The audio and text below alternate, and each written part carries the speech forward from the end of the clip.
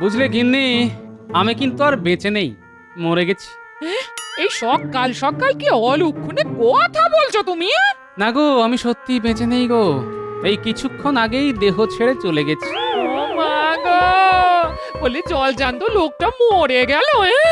আমি যে বেধবা হয়ে গেলাম। এবার কি হবে গো? ওরে ওরে, তোরা কে কোথায় আছিস রে? তাড়াতাড়ি তাড়াতাড়ি আয় না, এসে দেখে যা, তোদের দাদু দেহ ছেড়ে চলে গেছে রে। আরে আমার কথাটা শুনবে তো? না না না না না, শোনার কি আছে? সামনে একটা জল জ্যান্ত ভূত বসে আছে, আমি তার সঙ্গে কথা বলি কিভাবে? কি হয়েছে দিদা? দাদুর কিছু হয়নি তো? মরে গেছে, মরে গেছে রে তোদের দাদু, আমাকে ভাসিয়ে দিয়ে চলে গেল। ওরে আমার কি হবে রে? তোদের কি হবে রে?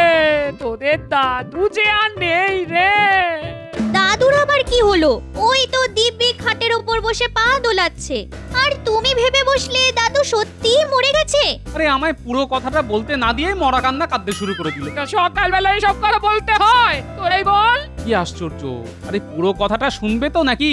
আমি বলতে গিয়েছিলাম, কাল রাতে একটা স্বপ্ন দেখেছিলাম যে আমি মরে গেছি, তোদের দিদার কাছে একটু ইলিশ মাছের পাতুরি খেতে এসেছি। আমাকে না বলতে দিয়েই তোদের ডাকতে শুরু করে দিল। কি কান্না, কি কান্না! ও দাদু, স্বপ্ন নিয়ে এত ভাবার কিছু নেই। আর যদি তুমি দেখো মহারাজা হয়ে গেছো, তাহলেই কি সেটা সত্যি হবে? এটাই তো আসল কথা। স্বপ্ন আর বাস্তবের মধ্যে অনেক তফাৎ, এটা তো বুঝতে হবে। যাকে বাবা, ভাগ্যিস তোরা এসেছিলি, নইলে এতক্ষণে হয়তো চিতায় উঠতে হতো। যাই, গিয়ে ভালো করে স্নান সেরে রাজসভায় যাই, একটু দেরি হয়ে গেল আজ।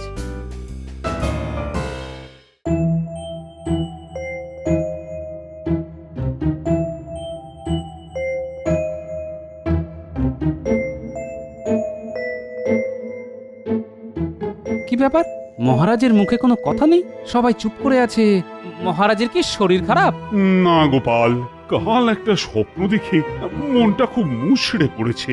মহারাজ, স্বপ্ন তো আমরা মাঝে মাঝেই দেখি, কিন্তু তা নিয়ে খুব একটা মাথা ঘামাই না। ওই ওই শুরু হলো গোপালের জ্ঞান দেওয়ার চেষ্টা। দেখছো মহারাজের মন খারাপ, তার উপর এত বক বক দিলে তো সবকিছু মহারাজের গুলিয়ে। না না, গুলিয়ে যাবে কেন? কাল রাতের স্বপ্নের কথাটা না আবার মনে পড়ে গেল।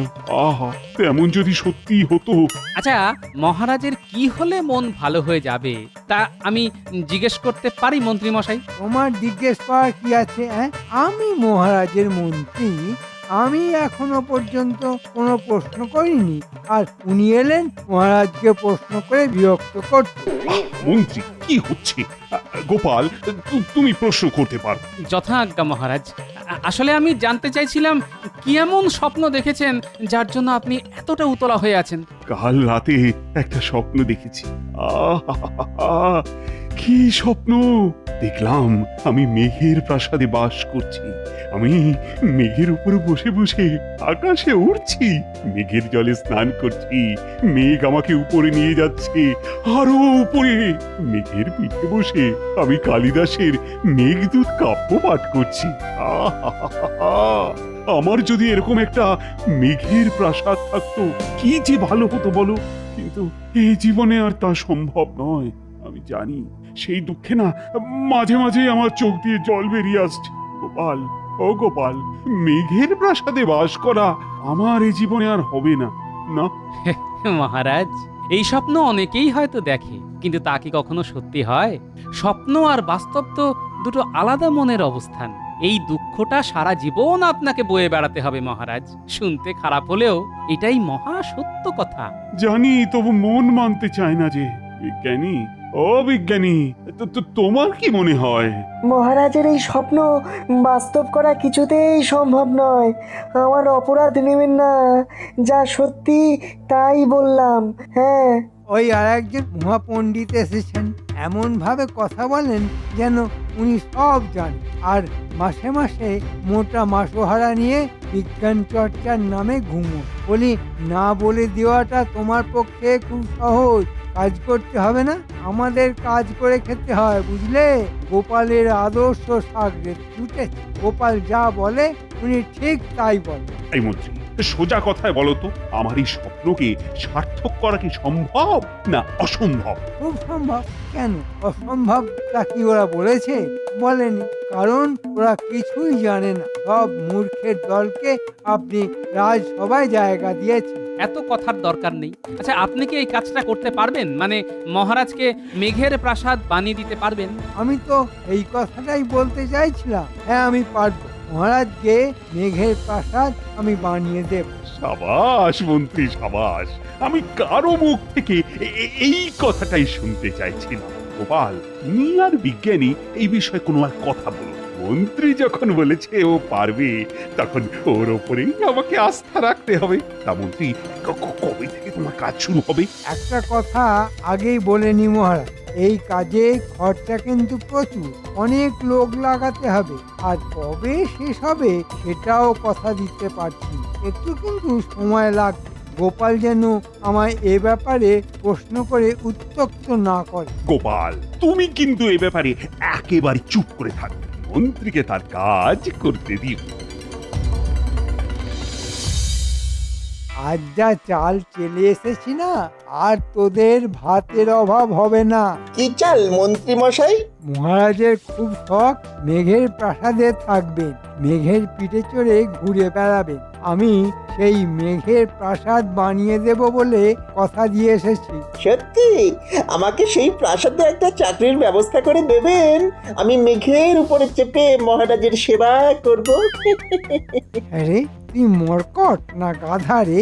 মেঘের ওপর কোনো প্রাসাদ কখনো হয়? কোনোদিনও দেখেছিস? না, তা দেখিনি। তবে আপনি তো আর এমনি এমনি মহারাজকে কথা দিয়ে আসেননি। নিশ্চয়ই হয়, নইলে আপনি বলবেন কেন? আমি বলেছি মোহর গেড়ানোর জন্য। যার ভাগ তোরাও পাবি, বুঝলি? আমরা পাবো কেন? দেখুন, কাজ না করে রোজগার করাটা আমাদের পোষাবে না। ওরা কাজ না করলে আমি রাখি তোদের? মহারাজকে ধোঁকা দেওয়ার জন্য তোদের মাটি কোপাতে হবে। মহারাজ জিজ্ঞেস করলে বলবি মাটির তলায় ভিত তৈরি হচ্ছে, ওপরে বিরাট প্রাসাদ হবে তো তাই। খবরদার, মেঘের প্রাসাদের কথা কাউকে বলবি না, লোকে কিন্তু মহারাজের কান ভাঙাবে। সব বুঝে গেছি, আর কিচ্ছু বলতে হবে না। আপনি নিশ্চিন্তে থাকতে পারেন। আচ্ছা বিজ্ঞানী, মেঘের ওপর প্রাসাদ বানানো কি সত্যি সম্ভব? গোপাল, তোমার মতো বিচক্ষণ লোক এরকম একটা বোকার মতো প্রশ্ন আমায় করছে? হ্যাঁ, না মানে আমি বিশ্বাস করি না এই কাজ সম্ভব, কিন্তু কিন্তু মন্ত্রী কি করে এত জোর দিয়ে কথাটা বললো যে এই প্রাসাদ ও তৈরি করে দেবে? নিশ্চয়ই ওর কোনো স্বার্থ আছে।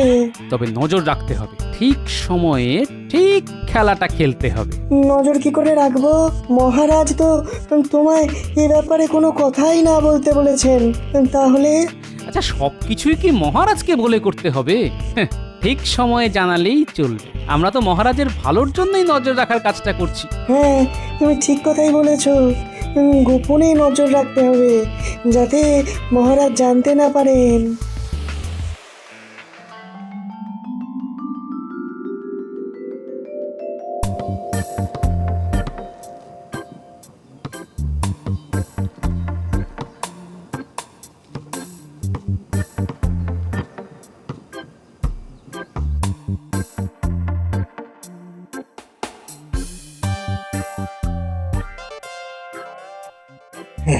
ভালো করে মাটিটা খোঁড়, একদম মাটির তলা পর্যন্ত, যতদূর পারিস। হ্যাঁ, আচ্ছা, পাতালে চলে যাবো নাকি? হ্যাঁ, কিন্তু এইভাবে মাটি খুঁড়লে তো ওপরটা ফোঁপড়া হয়ে যাবে, ধস নামবে তখন। তাতে তোর কি? আমাদের কাজ দেখাতে বলেছেন, কাজ দেখাচ্ছি, ব্যাস। আমাদের কিন্তু এইখানেই থেমে যাওয়া উচিত, আর নিচে নামা ঠিক হবে না। কিন্তু মন্ত্রী কি আমাদের মোহরের ভাগ দেবে? নাকি নিজে নিয়েই কেটে পড়বে? না দিয়ে কেটে না পড়ে আবার। সে তো কেটেই পড়বে। কাজ না দেখিয়ে মোহর রোজগার করা কি ওই মহারাজের নজর এড়িয়ে যাবে? হ্যাঁ, বেটা মন্ত্রী কিন্তু ওই দেশ ছেড়ে পালাবে। কাজ আর এমনিতেই হবে না, এখানেই শেষ। আর কোথায় কাজ করবি? তুই নাকি ওই মেঘের প্রাসাদে চাকরি করবি? হ্যাঁ, মেঘের পিঠে চড়ে মহারাজের সেবা করবি? সে যখন বলেছিলাম তখন বলেছিলাম, এখন আর বলছি না। আগে মোহর, পরে কাজ। হ্যাঁ।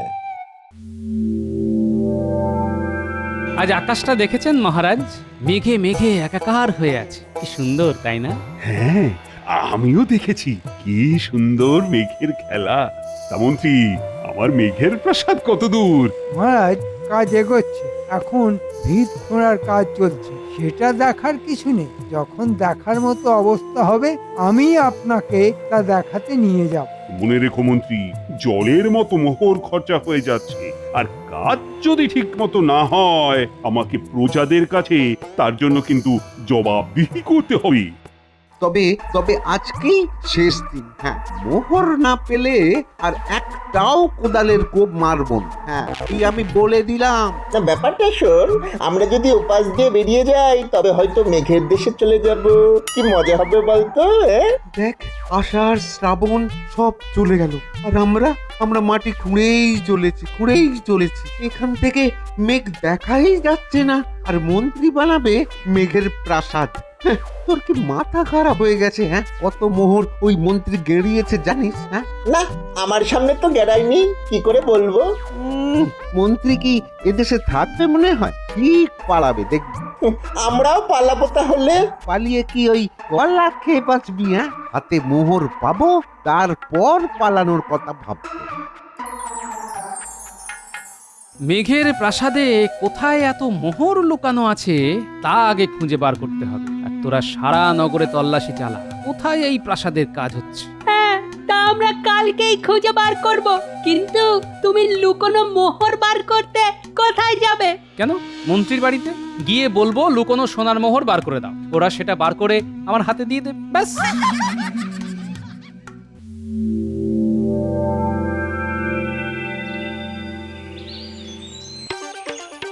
মাগো, শেষ কবে খেয়েছি মনে করতে পারছি না, একটু অন্ন জল দেবে? ঈশ্বর তোমার মঙ্গল করবেন। আহা, কি চেহারা হয়েছে গো তোমার! এসো, দাওয়ায় বসো, আমি তোমার জন্য দুমুঠো ভাত ডাল নিয়ে আসি। ওষুধে কাজ হয়েছে, দেখি কোনো সংবাদ পাই কিনা।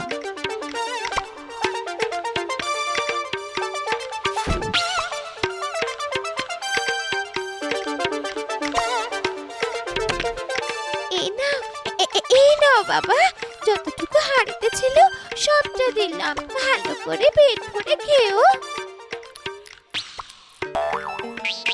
আর ভাত নেই না, হাড়ি একেবারে উপুর করে দিয়েছো, তাই তো?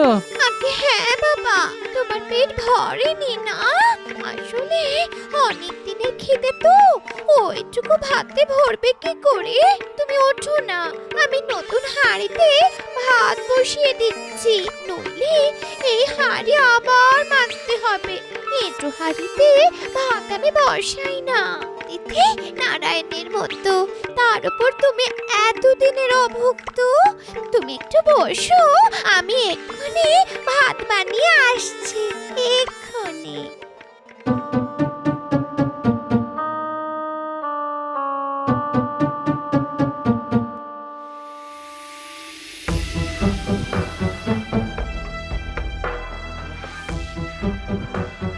কি এখানে এত বড় গর্ত কোথা থেকে এলো?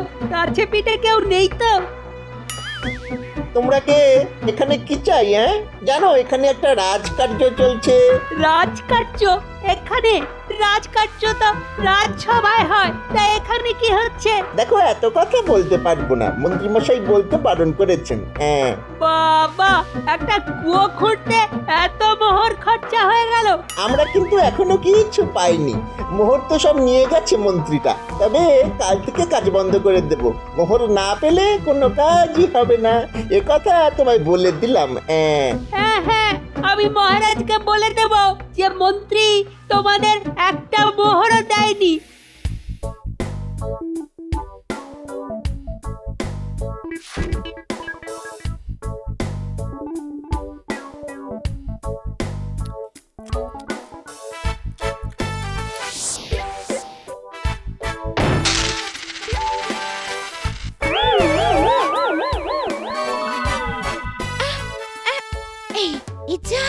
মোহরগুলো যে বেরিয়ে পড়লো, লোকটা দেখে দেখিনি তো, ভিখিরি মানুষটা মন দিয়ে খাচ্ছে, মোহরগুলো নিশ্চয়ই দেখতে পায়নি।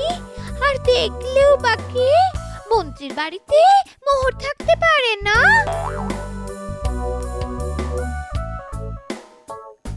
আচ্ছা, বুঝলাম। মন্ত্রীর বাড়িতেই এত মোহর লুকানো আছে, হ্যাঁ? আর কিছু দেব বাবা? না না না, ঈশ্বর তোমার মঙ্গল করুন। আমি কতদিন বাদে একটু পেট পুড়ে খেলাম।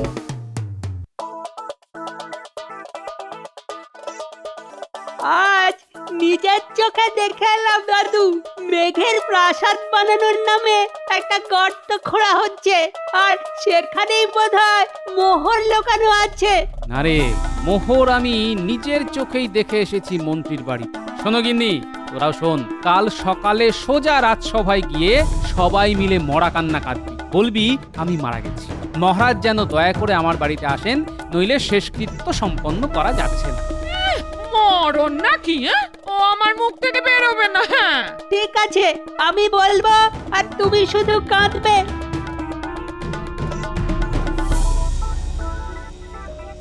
এ কি, গোপাল আজ আসেনি? কেন কেন কেন, গোপালের কিছু হয়নি তো? গোপালের আবার কি হবে? জয় পেট খারাপ হয়েছে।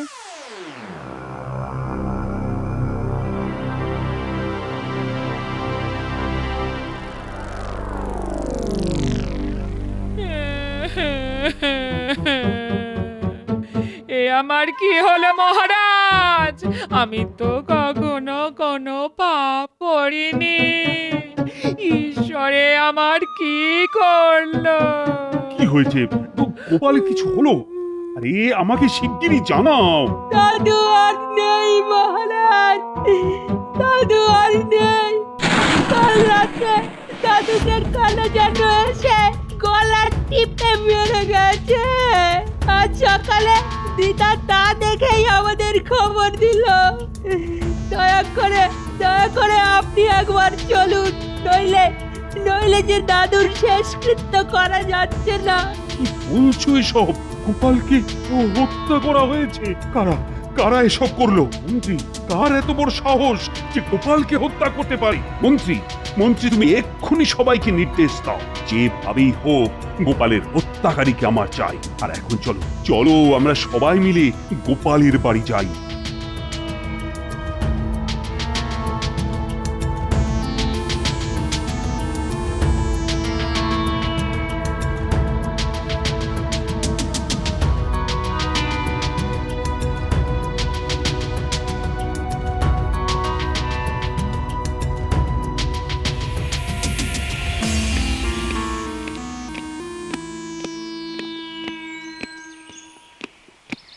মহারাজ, আমি কিন্তু আর এখানে নেই, মেঘের ওপর ভাসছি।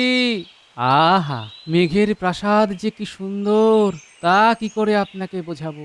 এ কি শুনলাম, তুমি আর বেঁচে নেই? আমার সঙ্গে তুমি মস্করা করছো? মহারাজ, আপনার সঙ্গে মস্করা করার স্পর্ধা আমার নেই, কিন্তু কাল রাতে স্বপ্ন দেখলাম আমাকে কারা যেন হত্যা করে এখানে শুয়ে দিয়ে গেছে। তারা আমার খুব উপকারই করেছে। আমি এখন মেঘের প্রাসাদে ঘুরে বেড়াচ্ছি। তার মানে তুমি বলতে চাও আমি মেঘের প্রাসাদে থাকতে পারবো না? কেন পারবেন না? তবে ইহজীবনে সম্ভব নয়। আমার মতো মরে গেলে তারপর পারবেন। মহারাজ, স্বপ্ন স্বপ্নই, তা কখনো সত্য হয় না। তবে আমার এত মোহর সব কোথায় গেল? আপনি যদি আমাকে ইহজীবনে ফিরে আসার অনুমতি দেন, তো মোহর কোথায় আছে তা বলতে পারি। আমি সব বুঝে গেছি। ওঠো এবার ওঠো। সবার আগে মহারাজ, আপনার মন্ত্রীকে এক্ষুনি গ্রেফতার করুন, তার বাড়িতে তল্লাশি নিন, ভাতের হাঁড়িগুলো ভালো করে খুঁজতে বলুন, সব মোহর পেয়ে যাবেন। পেয়ারা, আগে মন্ত্রীকে এক্ষুনি বেঁধে ফেলো, তারপর তল্লাশি।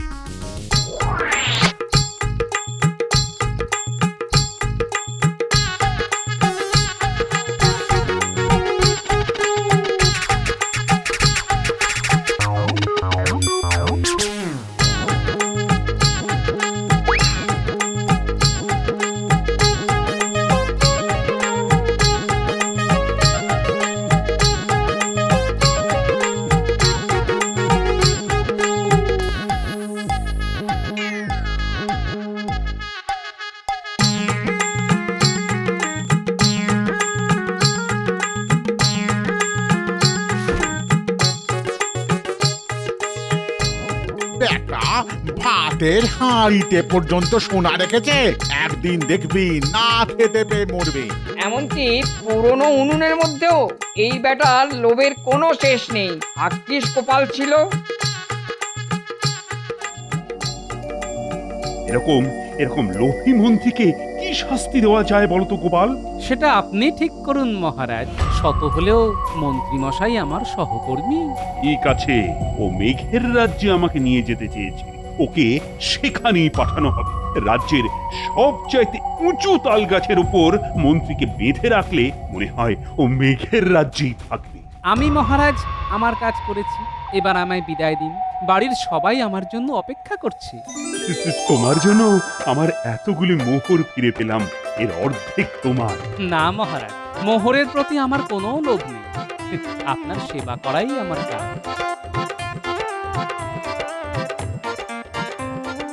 ওরে ওরে তোরা শাঁখ বাজা, বলি জ্যান্ত ভূত ফিরে এসেছে।